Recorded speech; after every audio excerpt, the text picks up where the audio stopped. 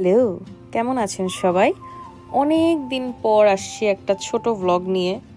আমি অনেক অলস, ভিডিও বানায় রেখে দেই, কিন্তু ভিডিও এডিট করার আমি কোনো ইচ্ছা প্রকাশ করি না।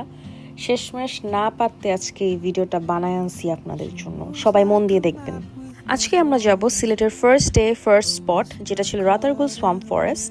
এটা ছিল মূলত একটা গার্লস ট্রিপ, আর আমরা ঈদের 2 দিন আগে সিলেটে গিয়েছিলাম। আমাদের প্ল্যান ছিল ঈদের আগে সব স্পটগুলো ঘুরে দেখা, কারণ ঈদ আর ঈদের পরবর্তী দিনগুলোতে সবগুলোতে ভরপুর মানুষ থাকবে। রাতারগুল সোয়াম্প ফরেস্টে যাওয়ার জন্য আপনি সিএনজি ব্যবহার করতে পারেন, আর যদি আপনার প্রাইভেট গাড়ি থাকে তাহলে সেই গাড়িতেও আপনি যেতে পারেন। তবে সেখানে যাওয়া মাত্র আপনাকে নৌকা নিতে হবে। নৌকার ভাড়া কম বেশি একই রকম প্রাইসই থাকে। আমাদের বেলায় খুব সম্ভবত 1600 টাকা, মানে 1500-1600 টাকা বা 1800 টাকা এরকমের মধ্যে ছিল, আমার এক্স্যাক্টলি মনে নাই। আমাদের যে ড্রাইভার ভাইয়া ছিলেন উনি চেষ্টা করেছিলেন বার্গেন করার, কিন্তু ওনারা প্রাইস কমাবে না। রাতারগুলে যাওয়ার সব থেকে বেস্ট সময় হলো আমার কাছে বর্ষাকাল, আর যখন রোদ থাকে না। I may never get the chance to walk beside your wandering dance.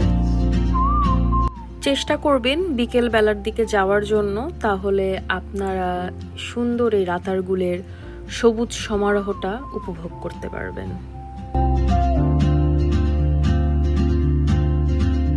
She hums a tune I've never heard in languages I can't speak.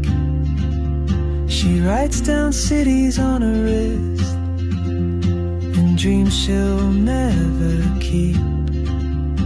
I sip my coffee, miss my cue, still anchored by my fear. But time rolls on like open roads, and soon she won't be here. Oh, traveler, you carry the sun in your stride, leaving behind what I hold inside. If I don't ask your name today, I may never get the chance to walk beside your wandering dance. Maybe next year in Madrid, or on some quiet mountain ridge, I'll see you turn and I'll be brave.